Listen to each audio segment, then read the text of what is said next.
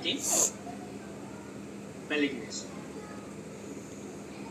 So this is another one, cystic ovarian carcinoma. Patient had primary ovarian carcinoma.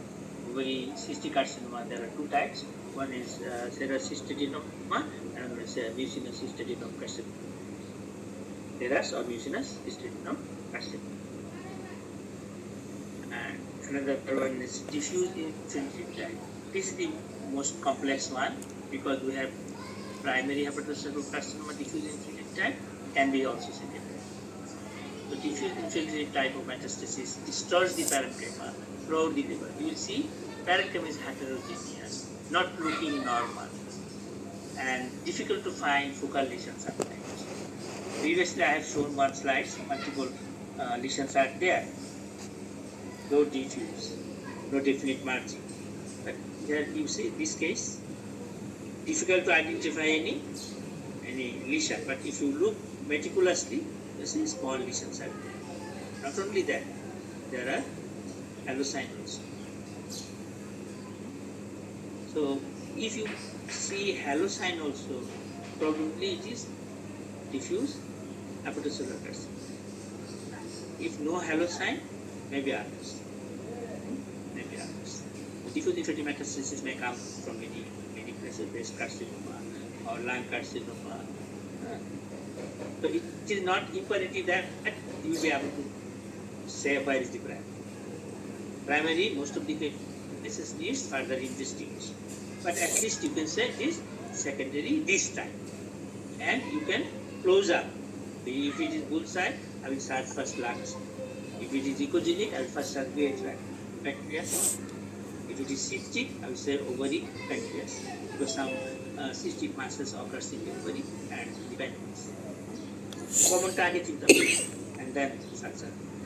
At least I can say this is secondary metastasis. This is kidney, lung is very big. There is moderate hepatomegaly with diffuse infiltrative type of lesions throughout the throat. Patient is having weight loss. So at least you can say this is malignancy. Now question is, diffuse type can be primary, diffuse type can be secondary. So it is difficult without biopsy. Diffuse type, whether primary or secondary, if you do not do biopsy, is really difficult. If you can find secondary, it becomes easier.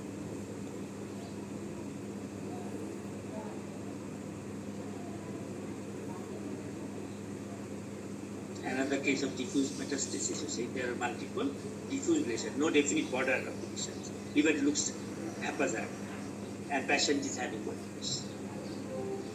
That is the clue to say this diffuse type of secondary metastasis. And this source is pancreatic adenocarcinoma. This latter side, directly with this you cannot say it is pancreatic adenocarcinoma.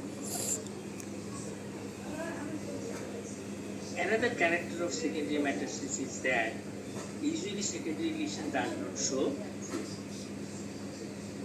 Color Doppler is done.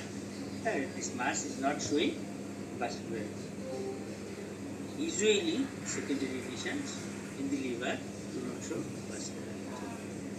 Primary hepatocellular carcinoma will show internal liver vascular. And another character is detour sign.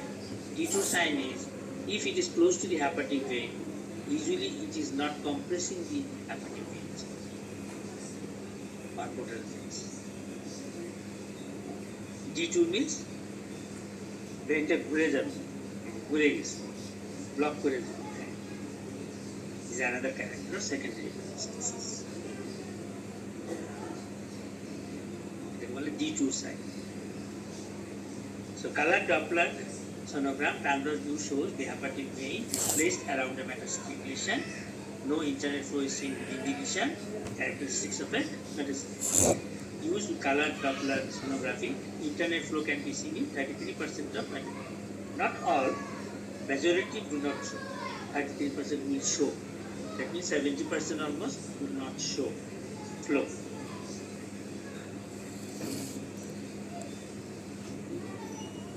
Other non-neoplastic focal fatty infiltration already we have discussed. Focal fatty spelling already discussed. Granulomatous infection, candidiasis, pneumocystis carini, we discussed. And some others are pneumobilia. Pneumobilia is yard in the intrahepatic microbes. Looks ecogenic masses. And shotgun pillets. পাখি মারার যে বন্দুক shotgun গুলি যে গুলি ছড়া গুলি বলে পিলেটস। হ্যাঁ, আজকাল বাংলাদেশের মানুষ কিন্তু গ্রামে খুব যুদ্ধ করে এইবারে আগের দিনে দা কুড়াল নিয়ে যুদ্ধ করতে, এখন বন্দুক নিয়ে। Shotgun is very common. শিকারি পাখি মারার বন্দুক গুলি মানে কয়েকদিন আগে আমাদের গ্রাম থেকে এই যে এইবার ইলেকশনের মারামারিতে আমাদের গ্রামের একটা লোক সারা শরীরে মাসের ভিতরে লাগছে লিভারে, আমার কাছে আসছে আসছে যে কি করবো ব্যথা, কিছু করে কয়টা ব্যাগ করবো 600 have to live with it. That's the stop was it. I had a shoulder surgery. There was pain for 2 years. Now there is no pain.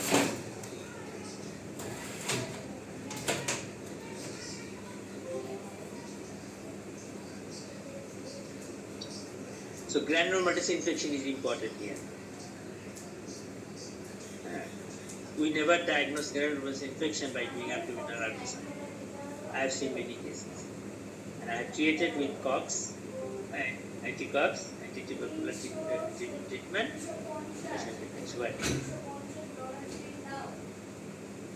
So granulomatous infection may be three types: tuberculosis, sarcoidosis, histoplasmosis. The last two is very rare. Tuberculosis is very common.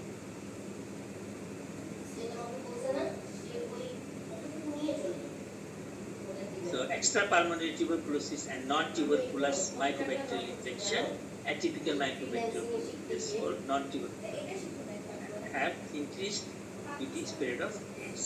Ultrasound may show evidence of liver and spleen involvement. Same infection can occur also in spleen. Liver is usually enlarged but may have normal echogenicity in tuberculosis. Just enlarged, no other change. Or liver may have echogenicity with increased attenuation of sound resembling fatty liver. Or may have solitary or multiple high-to-pit, well-marginated solid masses with slight distal acoustic harassment or densely calcified masses with acoustic shadowing may be seen secondary to active tubercular granulomatous. The three presentation may occur: just hepatomegaly, splenomegaly, not severe, mild, and in addition may have increased brightness similar to generalized fatigue, or multiple hyperliquid solid masses. Usually they are small, so usually you do not use the word masses, we use foci. When they are small, it's a tiny hyperliquid foci throughout the spleen.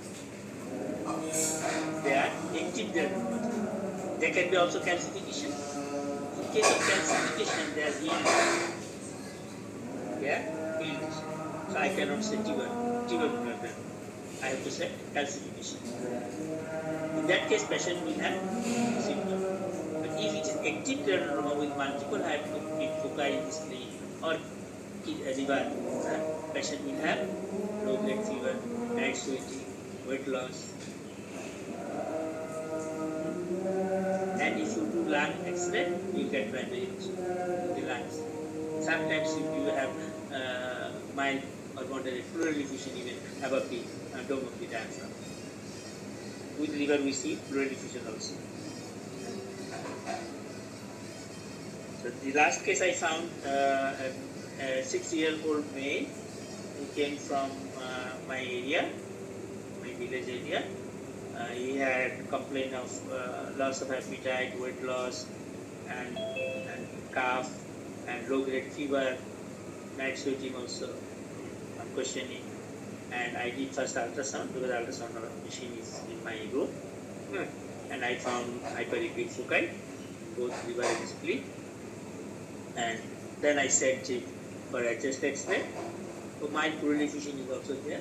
I sent him for chest X-ray. Test also showed me tuberculosis. So I started therapy within 1 month, everything. And this slide is here. This slide, the same man, this slide is here. The hyperfoci in the liver was not so big, but the spleen so big. So I have given the picture actually spleen. This is actually spleen of that patient, and my pleural effusion is there. This is my own patient. So if you take history, your diagnosis will be better. So you will suggest and confirm by other investigations. So lateral multiple tiny hyperliquid foci may also be seen throughout the liver due to active chronic tubercular granulomas or inactive calcified granulomas. If it is inactive, already healed, the patient has no symptom. If it is active, patient will have symptom. That is the important thing to understand. So active multiple tiny hyperliquid foci throughout the splenic parenchyma in a patient with history of cough, low-grade fever, night sweat, and evidence of miliary tuberculosis in testes.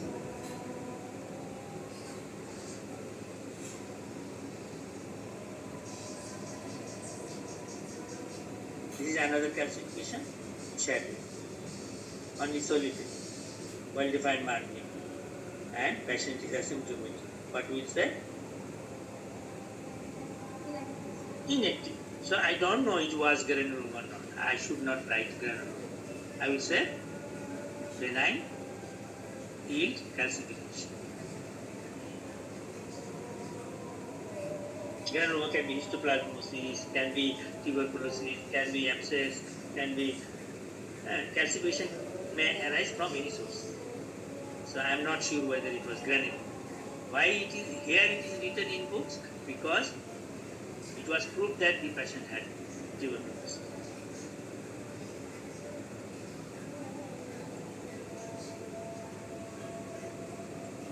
Lungs are very common.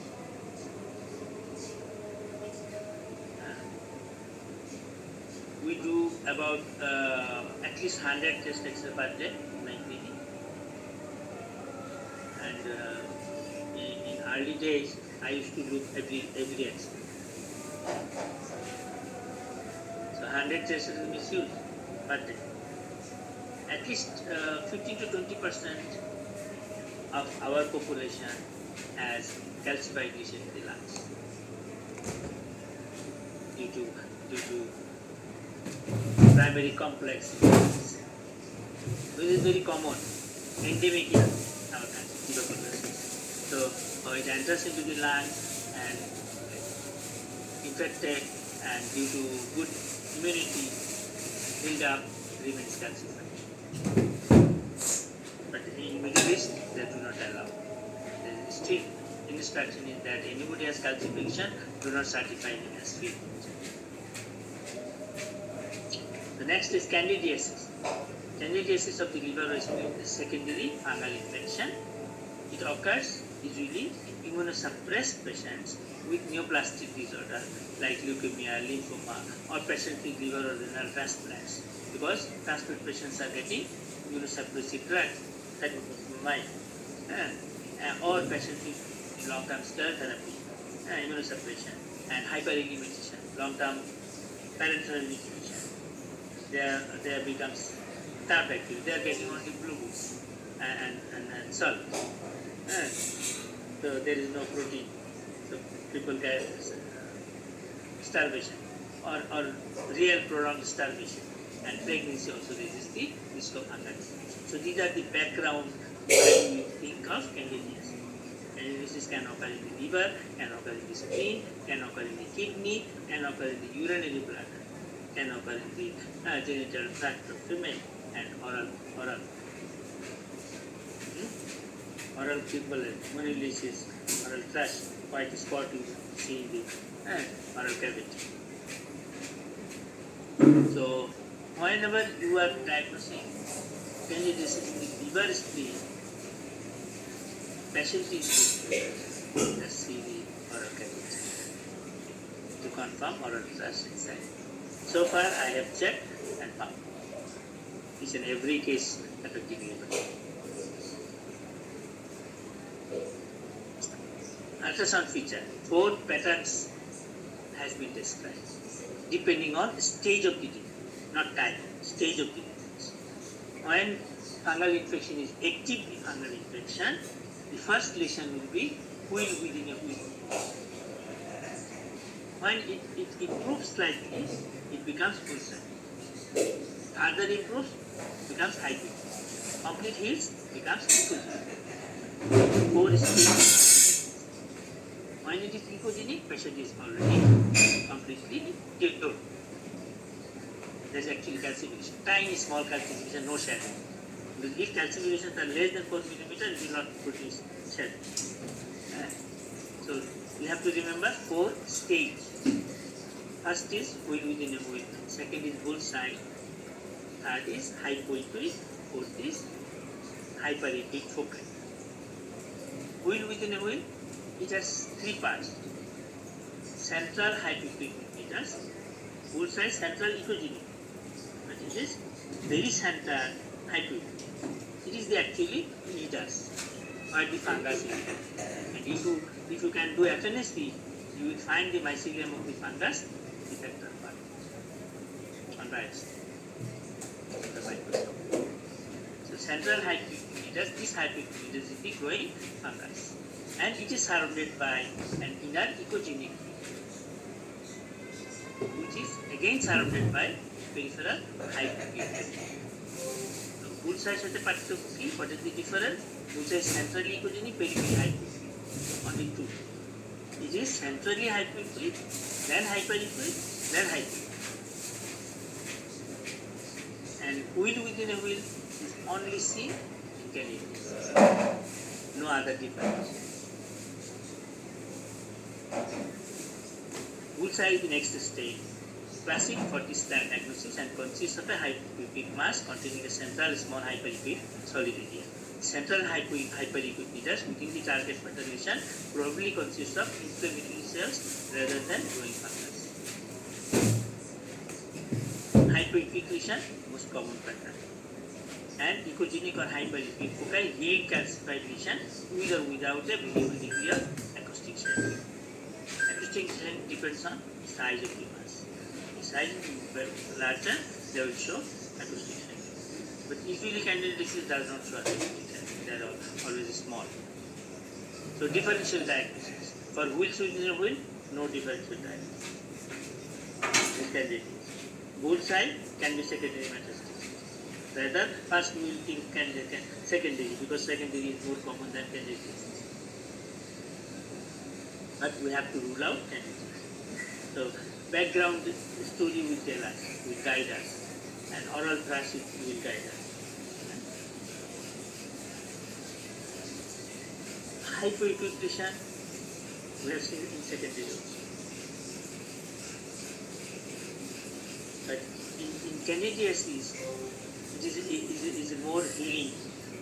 Now patient is much better. But if it is secondary, patient will go worse and worse. So clinical stories again will help you to think whether it is secondary or candidiasis. And candidiasis have some specific background. Then ecogenic. Ecogenic is completely healed lesion in case of candidiasis. Patient is now completely normal, asymptomatic.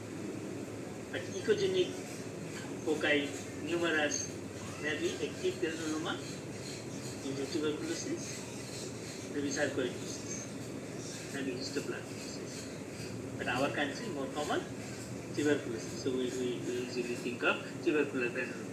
But in that case, patient will have symptoms. In candidiasis, hyperechoic foci, healed lesion, no symptoms. Previously patient was healed, now no symptom. In active tubercular granuloma, patient is having symptom. All features of tuberculosis. So differential diagnosis I have discussed. one more differential diagnosis is pneumocystis carry. But pneumocystis carry background is AIDS. And you will get massive splenomegaly. Pneumocystis carry infection always, which is actually majority affects to the lungs. Respiratory pneumocystis carry infection may also affect the spleen and liver. But almost all cases of liver and spleen you get hepatosplenomegaly.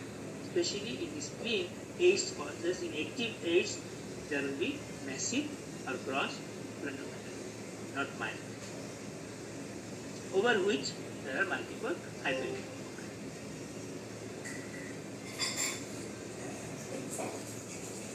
So come to pictures. This is an example of wheel within a wheel.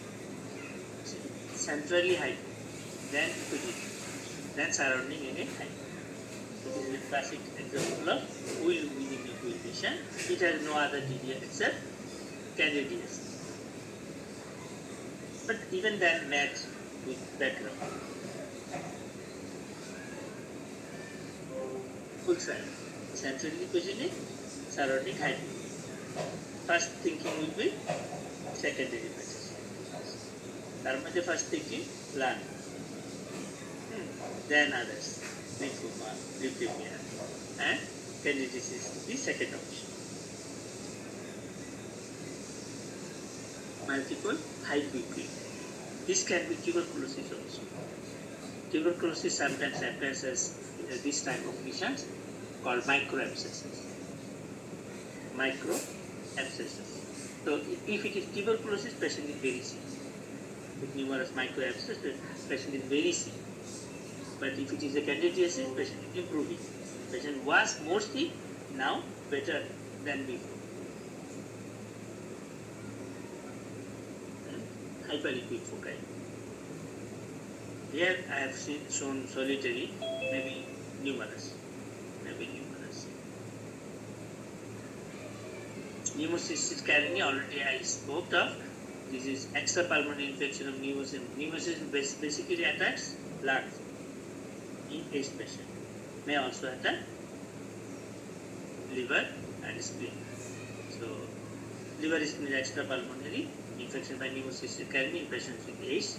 When disseminated infection with pneumocystis carinii occurs, diffuse tiny hyperliquid foci without acoustic shadowing can be seen in the liver, spleen, kidney, even in thyroid. Calcification may also develop as the disease progresses.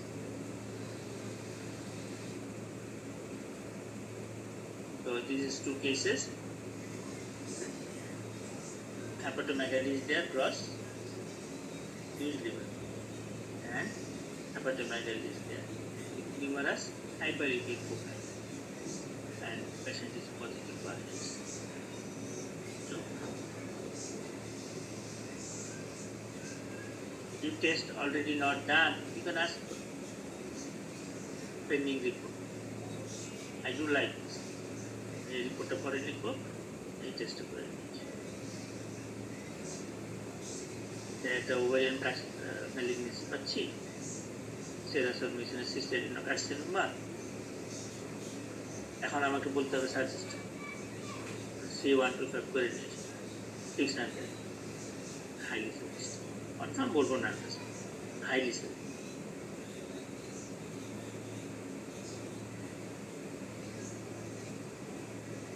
so these are nothing, just I have reviewed how you think. Already I have discussed how you think of differential diagnosis in different cases.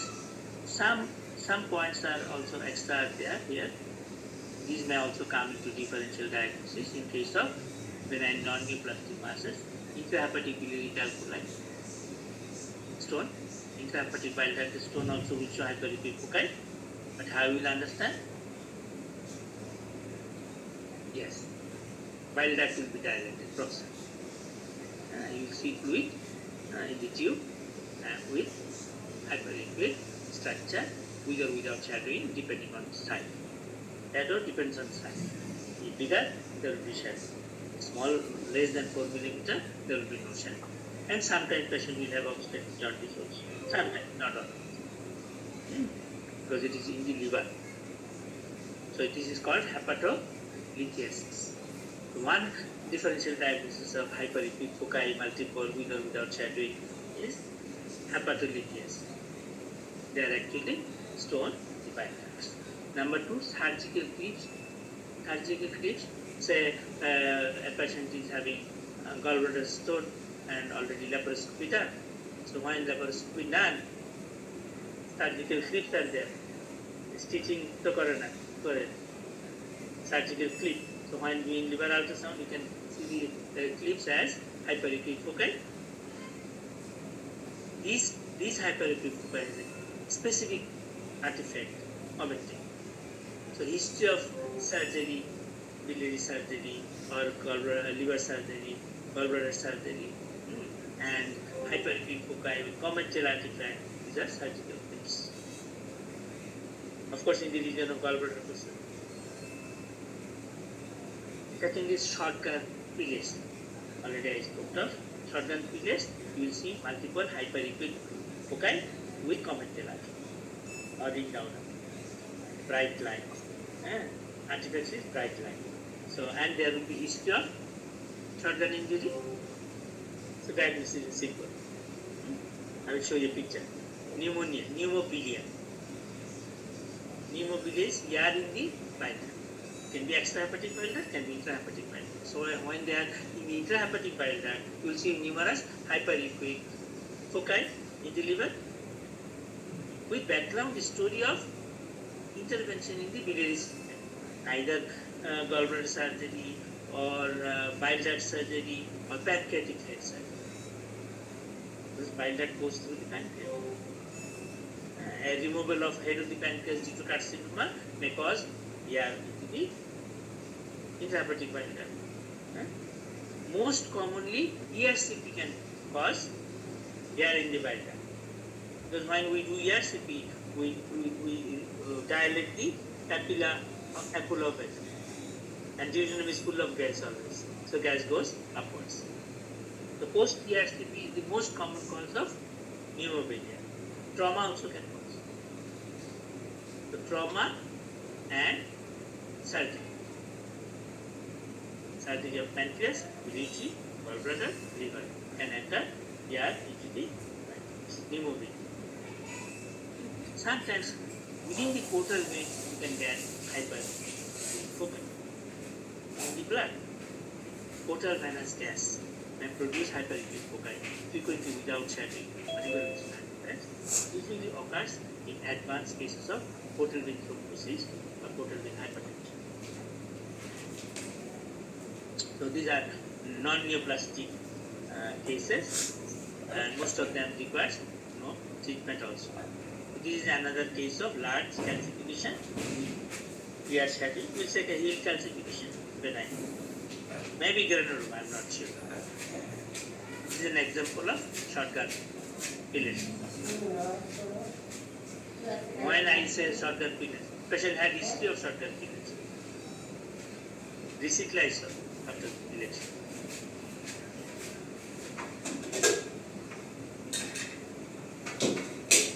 And these are also hyperacute foci with shadowing. Patient had an history of ERCP. Just 24 hours back. Usually they remain weak and then absent. These are linear character, you see, not round. Because they are in intrahepatic bile duct. Bile ducts are tubes. Dominantly they occur more on the left side. Because left side is more dependent part. And non-dependent part. So ERCP is the most common cause of iatrogenic pneumonia. So any biliary tree surgery or injury, trauma in the biliary system or liver or pancreatic head will cause pneumonia. Nowadays most common cause is ERCP, frequently being done. So we have completed liver.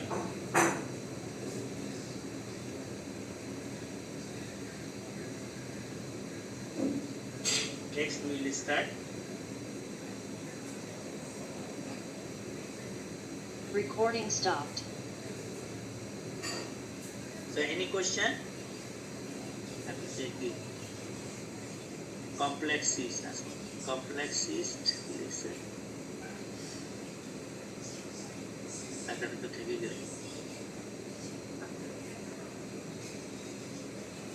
Complex cyster single and multi-localization কখন বলবো? Single and multi-localization. If there are septa into the cyst, look for how the septa are. Septa, say this is this wall and this wall. From this wall connected. That means the septa divided the cyst into two or more portion. It's called multi. Many septa are there, but nobody connected the other one.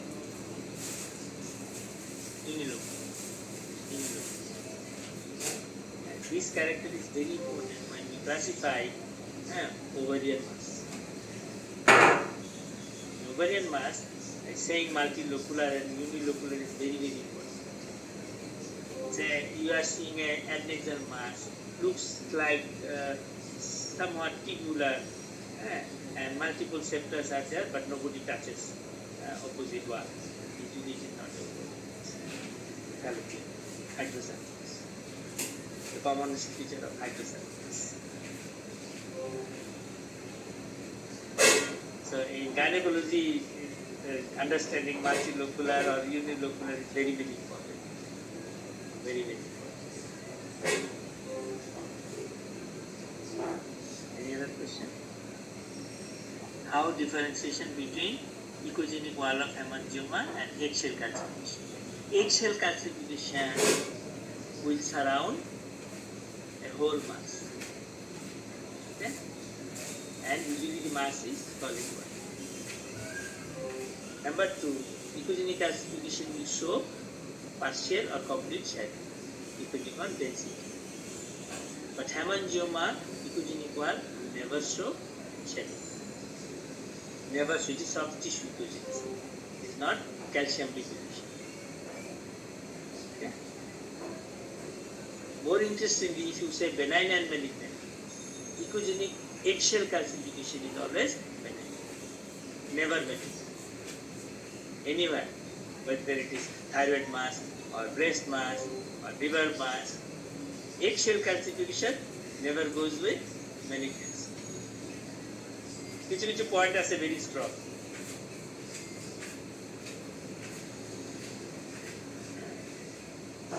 I found a picture of identities.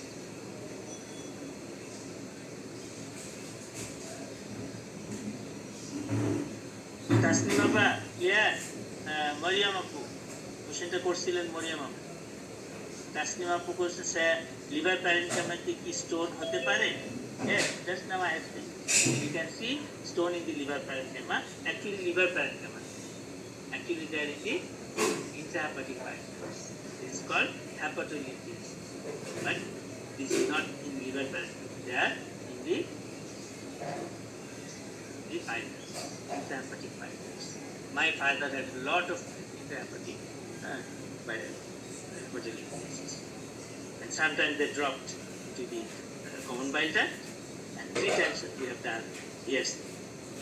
Last time we have removed 23 stones from the common bile duct. The largest one was 40 millimeter.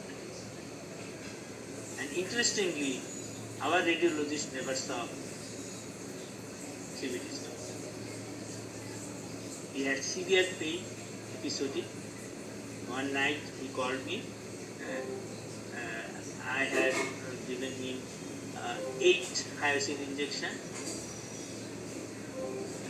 tramadol injection, not relieving. Then I forced to give repetitive to relieve pain. Then I took him to big radiologist professor for ultrasound, said found it. Second attack, same, found it. Third attack, I did ultrasound myself. And I found numerous hepatolithiasis, numerous stone in the bile duct. Interestingly, gallbladder has no stone. We did 3 times. Yes.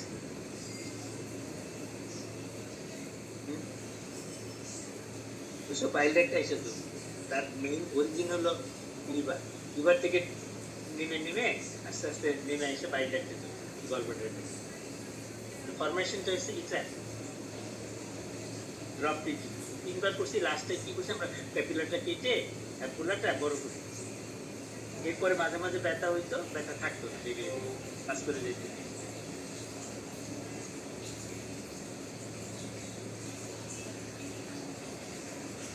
তো thank you. আর তো question নাই? Good, আমরা 3টা question পাইলাম। Thank you. আমরা তাড়াতাড়ি বন্ধ করে দিব, দৌড়ে এগিয়ে চেষ্টা করব।